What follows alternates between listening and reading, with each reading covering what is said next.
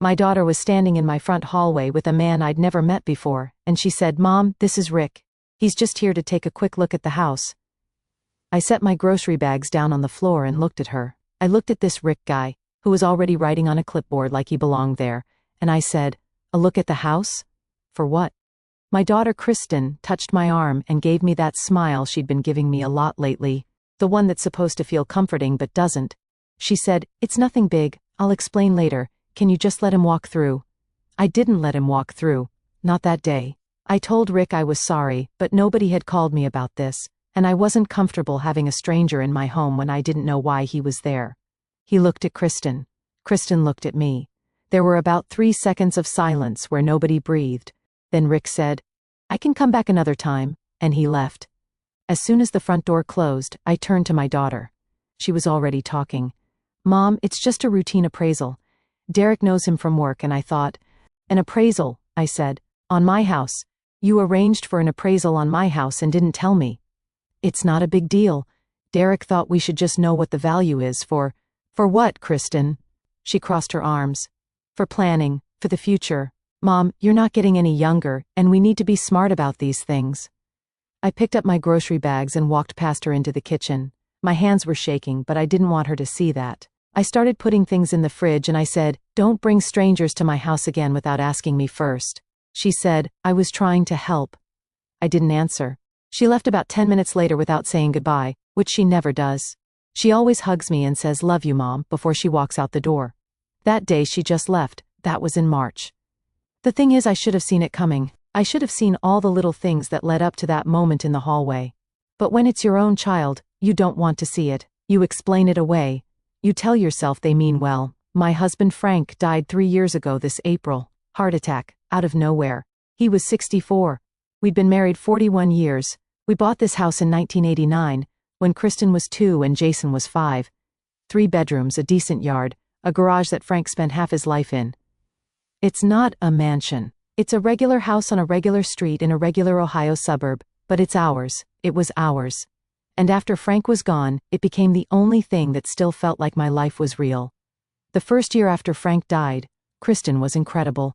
She came over every few days. She brought food. She helped me sort through Frank's clothes, which I couldn't do alone. She sat with me when I couldn't sleep.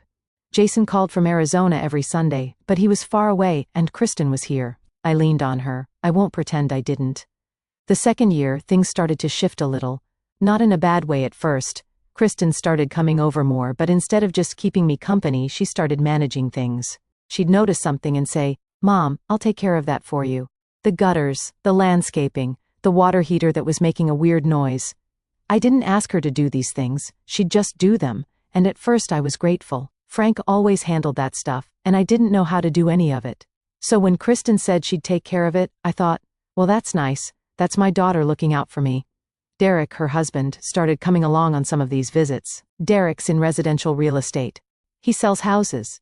He knows contractors, inspectors, appraisers. So when he'd come over and say things like, "You know, this deck is getting soft, you should really replace it before someone gets hurt," I figured he was just being helpful. He knows houses. That's his job. But somewhere in that second year, the line between helping and controlling got blurry, and I didn't see exactly where it crossed. That's the thing about this kind of thing. It doesn't happen all at once. There's no moment where someone slams a document on the table and says, "I'm taking your house." It's 1,000 tiny things that each seem reasonable on their own. Kristen started stocking my fridge. Not bringing me food, stocking it. She'd show up with grocery bags and just put things where she wanted them. She replaced my coffee maker because she said mine was a health hazard. She had the carpets cleaned while I was at my book club. She hired a lawn service and told me Derek got a family discount. When I mentioned to my friend Carol that Kristen had been doing a lot around the house, Carol laughed and said, "Oh, enjoy it. My kids never lift a finger." And I thought, yeah, I should enjoy it. I'm lucky. Then there was the thing with the mail. I noticed one day that some of my mail had been opened, not all of it, just certain things. A letter from the county about property taxes, something from my insurance company. I asked Kristen about it the next time she came over and she said, "Oh yeah, I opened those because I wanted to make sure everything was current. The property tax notice looked like it might be confusing." She said it so casually, like it was nothing. I said, Kristen, you can't open my mail. She said, Mom, I'm just trying to stay on top of things so you don't have to worry. I let it go. I shouldn't have. But I let it go. Around Thanksgiving, Derek made a comment at dinner. We were at my house. Kristen, Derek, their 2 kids, and me. Jason couldn't make it, which was becoming normal. Derek was looking around the living room and said, You know, if you ever wanted to downsize, this house would sell really fast in this market. We could get you into a nice condo, no maintenance, and you'd walk away with a solid chunk of change. I said, I'm not downsizing. He said, I know, I'm just saying, it's an option. Kristen jumped in and said, Derek's just talking, Mom, don't mind him. But later that night, after they left, I sat in Frank's chair, and I felt something I hadn't felt before. Not sadness, not loneliness. Something else. Like the walls were a little closer than they used to be. Like the house wasn't entirely mine anymore. I shook it off. I told myself I was being paranoid. In January, Kristen asked me to sign a paper. She brought it over on a Saturday morning, set it on the kitchen counter, and said, Mom, this is just a form so I can talk to your insurance company if there's ever an issue. It's just an authorization form. It doesn't give me any power over anything. It just lets me call on your behalf if you're busy or don't feel like dealing with it. I read it. It looked simple enough. It said she was authorized to receive information and make inquiries on my behalf regarding my home insurance policy. I hesitated. She said, Mom, I already handle all the home stuff anyway. This just makes it official so they don't give me a hard time on the phone. I signed it, and I felt weird about it immediately after. But I couldn't articulate why. It was just a form. She was my daughter. She was helping. February is when things started getting harder to explain away. A woman from a company called Estate Planning Partners left a voicemail on my home phone. She said she was following up on a conversation with Kristen and wanted to schedule a time to come to the house and discuss options for the property. I listened to that voicemail 3 times. Options for the property, my property. I called the woman back and said, I'm returning a call, but I'm not sure what this is about. Nobody told me anyone was coming to my house to discuss my property. The woman sounded confused. She said, Your daughter indicated you were interested in exploring a life estate arrangement where you'd retain ownership but transfer certain responsibilities. Hung up. I sat there for a long time. Then I called Kristen. She answered right away. Hey Mom, I said. Who is Estate Planning Partners and why are they calling my house to discuss my property? Silence. A long one. Then she said, Mom, it's not what it sounds like. What does it sound like, Kristen? Because it sounds like you're making plans about my house without telling me. Mom, Derek and I were just exploring options. Just exploring. We weren't going to do anything without talking to you. Exploring options with an estate planning company about my house. It was just a consultation, a free consultation. Derek knows the owner and we thought. You thought what? That I'd want to sign my house over to you? Mom, nobody said anything about signing anything over. A life estate means you stay in the house until you pass away. It's a protection thing. It's so if something happens to you and you need to go into a facility, the state can't take the house to pay for. Stop. I said it quietly.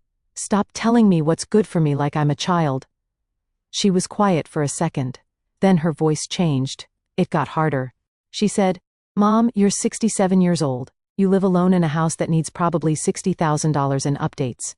You don't have a will. You don't have any plan in place. Dad's been gone 3 years, and you're just sitting in that house like nothing's ever going to change. Somebody has to think about this stuff. I said, I'm thinking about it right now. I'm thinking about the fact that my daughter is making plans for my house behind my back. I wasn't doing it behind your back. I was going to tell you when we had all the information. When you had all the information, when it was already set up, when all I had to do was sign. She didn't say anything. I said, Don't come over for a few days. I need some space. She said, Mom, a few days, Kristen. I hung up. And that was the first time in my life I'd ever told my daughter not to come see me.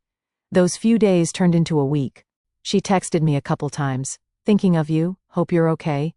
I responded with short answers. Fine, thanks.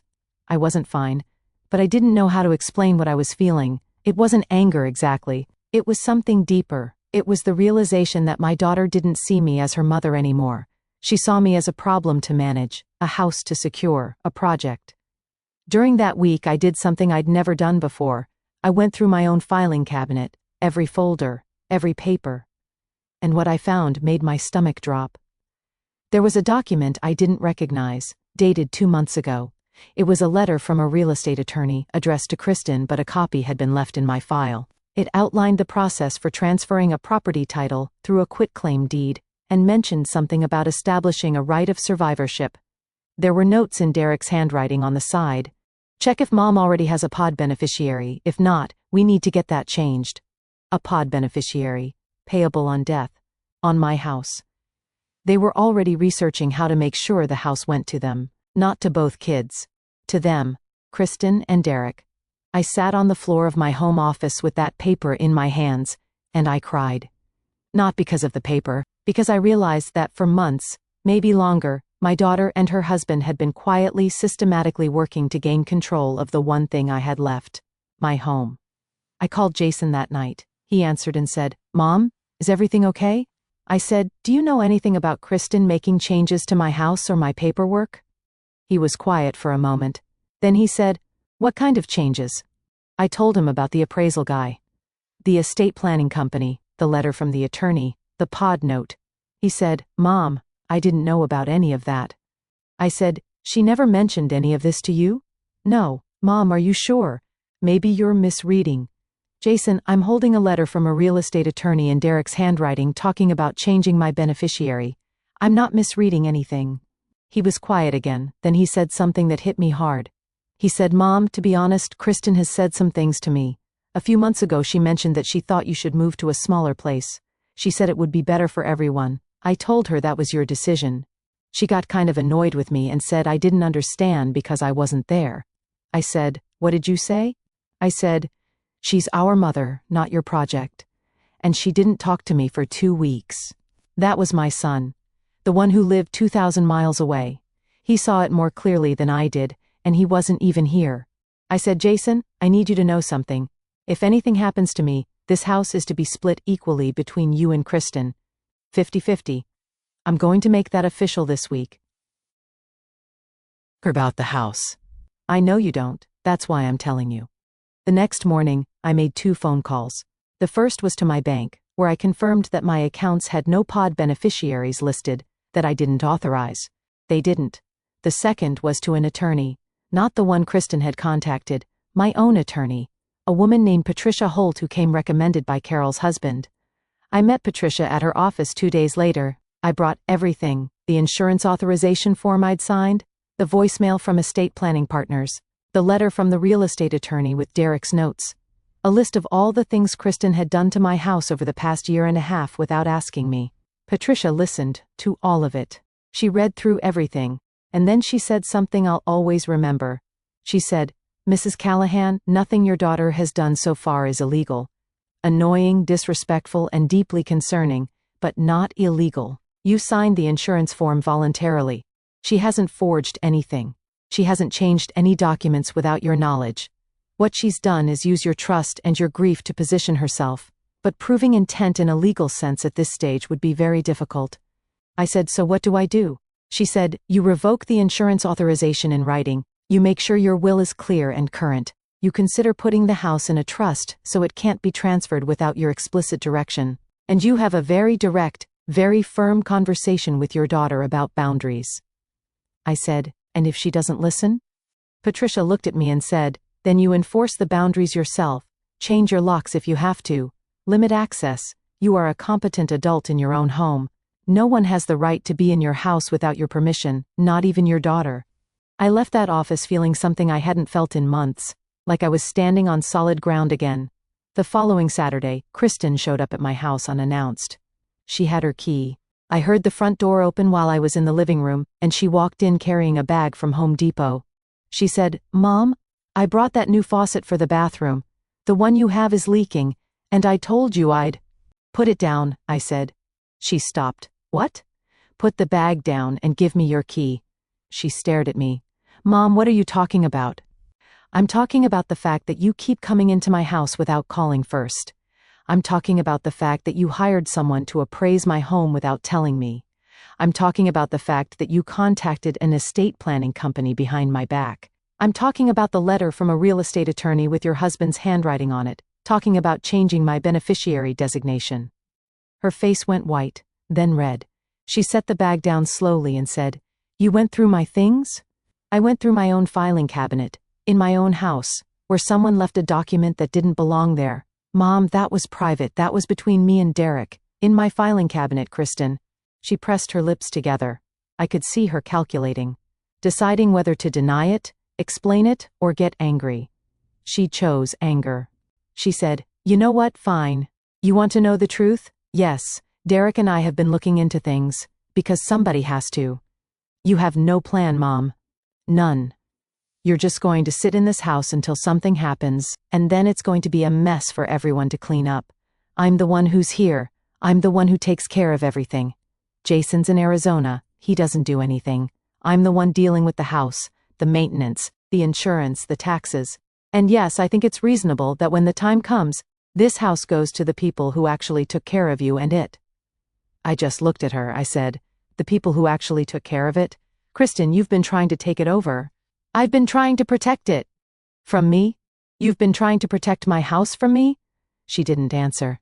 I said, "I revoked the insurance authorization. I had a will drawn up that splits everything equally between you and Jason, and I'm putting the house in a trust, so you can stop."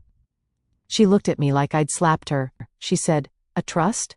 You went to a lawyer, without telling me?" "Yes, without telling you, because I don't need your permission to make decisions about my own life." "Mom, this is completely unfair, after everything I've done for you." "What have you done for me, Kristen? What have you actually done? You've made decisions without asking me. You've brought strangers into my home. You've opened my mail. You've been planning what happens to my house like I'm already gone, and you did all of it behind my back." "I did it because I love you." "No," I said. "You did it because you want control, and I'm not giving it to you." She picked up the bag from Home Depot. Her hands were shaking. She said, "Are you seriously asking me for my key?" "I'm not asking." She reached into her purse, pulled out the key, and set it on the kitchen counter. She looked at me one more time, and for a second I saw my daughter. Not the woman who'd been strategizing about my house, my actual daughter. The little girl who used to sit on this very counter while I made her peanut butter sandwiches. And it broke my heart. But I didn't pick up the key. I didn't say wait. I just stood there. She walked out, and I locked the door behind her. That night was the worst night of my life since Frank died. Worse, in some ways. Because this time the loss was something I chose. I sat in Frank's chair, and I cried until I couldn't breathe. Not because I thought I was wrong. Because I knew I was right, and being right didn't make it hurt any less. The next 2 weeks were quiet. Kristen didn't call. I didn't call her. Derek didn't reach out. Jason called twice to check on me, and I told him I was okay. I wasn't okay, but I was holding. Then my phone rang on a Wednesday afternoon. It was my neighbor, Linda. Linda's lived across the street for 20 years. She said, "Donna, I need to tell you something, and I don't want you to be upset with me." I said, "What is it?" She said, "About 3 weeks ago, Kristen came over here and asked me if I'd be willing to sign something saying that I'd noticed the house seemed like it wasn't being maintained, and that I had concerns about you living alone." I couldn't speak for a moment. Linda said, "I told her I wasn't comfortable with that. She said it was just in case they ever needed to show that there were concerns from the community." I said, "Kristen, your mother is fine. She gardens, she walks, she has people over. I'm not signing anything like that." She got a little cold with me after that. I said, "Linda, thank you for telling me." Linda said, "I should have told you sooner. I didn't want to get in the middle of it." I said, "I understand." After I hung up, I sat at the kitchen table for a long time. Kristen had tried to get my neighbor to sign a document saying I wasn't capable of living in my own home. She was building a case. She was creating a paper trail. This wasn't just a daughter who was worried about her mother. This was a strategy. I called Patricia and told her about Linda's call. Patricia said, "That's concerning, but it's also useful. It shows pattern and intent. Keep that in your records. If your daughter ever tries to petition for guardianship or anything of that nature, this is the kind of evidence that stops it." Guardianship. The word hung in the air. My daughter might try to have me declared incompetent so she could take control of my life, my house, my finances, everything. I said, "What do I do now?" Patricia said, "You live your life. You stay active, you stay social, you keep your receipts, your records, everything organized. You document that you are fully capable. And if your daughter wants a relationship with you, she can have one, on your terms. But you do not let her back into that house until you trust her again. And that may be never. A week later, Kristen showed up again. This time she knocked. I opened the door and she was standing there with red eyes. She'd been crying. She said, "Mom, can I please come in?" I said, "We can talk on the porch." She sat on the porch step. I stood. She said, "I talked to Jason." I didn't say anything. She said, "He told me what you found. The letter, the notes. He said he was disgusted." I said, "He didn't say disgusted. He said it was messed up." His words.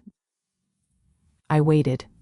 Kristen said, "Mom, I need you to know that Derek pushed a lot of this. The appraisal, the attorney letter, the estate planning company. He kept saying we needed to protect our interests and I went along with it. I thought I was doing the right thing."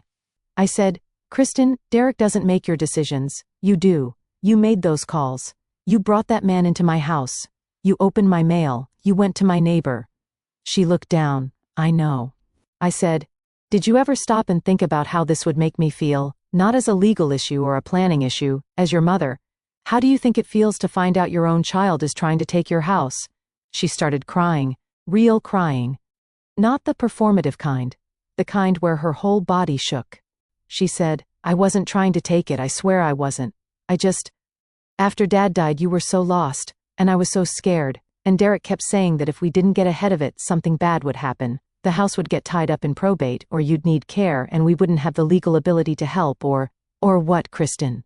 Or I'd just keep living in my own house, paying my own bills, making my own decisions?" She wiped her face. "I know how that sounds. It sounds like you don't think I'm capable." "I think you're capable. I do. I got scared, and Derek made it sound so urgent, and every time I did something you didn't stop me, so I thought maybe you wanted me to handle it." I said, "I didn't stop you because I trusted you. That's the part that hurts the most. I trusted you, and you used it." She sat there for a while, then she said, "What do I do now?" I said, "You go home, you think about what you did and why you did it, and if you want a relationship with me, it's going to be different. You don't come to my house without calling. You don't make decisions about my property. You don't open my mail. You don't go to my neighbors. You treat me like your mother, not like a task you need to manage." She said, "And Derek?" I said, "Derek doesn't come to my house at all. Not for a while." She nodded. She stood up. She looked at me and I could see she wanted to hug me. I wanted to hug her too. But I didn't. Not yet. I said, "I love you, that never changed. But trust is different from love, and you broke the trust." She said, "I know." She walked down the porch steps and got in her car. She sat there for a minute before she drove away. I watched until she was out of sight. That was 3 months ago. Things are different now. Kristen calls me on Sundays. We talk for about 20 minutes. She asks how I'm doing. She tells me about the kids. She doesn't ask about the house. She doesn't offer to help with anything. Sometimes the conversations are a little stiff. Sometimes there are long pauses where neither of us knows what to say. But she shows up. Not at my door. On the phone. And that's enough for now. Jason called me last week and said, "Mom, I'm coming home for a week in July. Just to see you." I said, "You don't have to do that." He said, "I know I don't. I want to. I'm looking forward to that. I haven't seen Jason in over a year. He and Kristen have talked apparently. He told me she apologized to him too. He said she told him she'd been listening to the wrong person. I assume she meant Derek. I don't know if that's true. I don't know if she's really changed, or if she's just waiting for me to soften.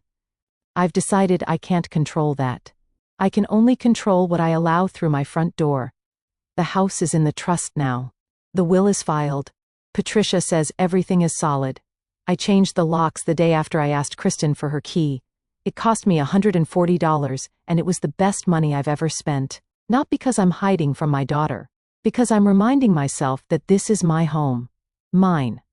Frank and I paid it off in 2014. I've lived in it for 35 years. I've raised 2 children in it. I've buried a husband from it. And nobody gets to take it from me, not even someone who loves me. Some people might think I was too hard on Kristen. Some people might say she was just trying to help, and I overreacted. Maybe they're right. But those people didn't find a letter in their own filing cabinet with someone planning to change their beneficiary. Those people didn't have their neighbor tell them their child was trying to build a case against them. Those people didn't sit in their dead husband's chair and realize their own daughter saw them as an obstacle. I still love my daughter. I'll always love her. And maybe one day she'll walk through my front door again, not because she has a key but because I open it for her. But that day isn't today, and the first I'm okay with that. Because the last thing Frank ever said to me, the morning of the day he died, was standing right here in this kitchen.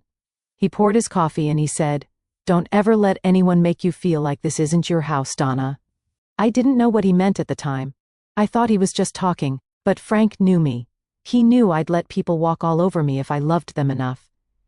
He was telling me to hold on to something, and I heard him,